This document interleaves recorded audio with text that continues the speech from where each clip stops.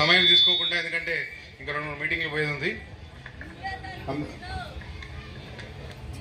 ఈరోజు మనం ఇక్కడ 13వ తారీఖు రోజు జరిగే పార్లమెంట్ ఎలక్షన్లో మన కాంగ్రెస్ అభ్యర్థి అయిన డాక్టర్ కడియం కావ్య గారి ఇక్కడ రావడం జరిగింది.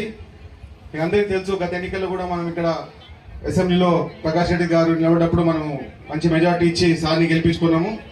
సో ఇప్పుడు కూడా మనం అదే విధంగా కడియం కావ్య గారికి ఓట్లేసి అత్యధిక మెజార్టీ ఇచ్చి గెలిపి, ఎందుకంటే ఈరోజు ఆల్రెడీ కావ్య గారు కూడా చెప్పినారు, బీజేపీకి బీఆర్ఎస్కి ఓటేసి మీరు ఖరాబ్ చేసుకోకండి, మీరు ఎంత ఇస్తే ఎమ్మెల్యే గారు అంత నిధులు తీసుకొచ్చి బొల్లికుంటని డెవలప్ చేస్తారు. ఎందుకంటే ఇది అర్బన్లో ఉంది కాబట్టి తప్పకుండా వారి సహాయం మనకు అవసరం ఉంటుంది.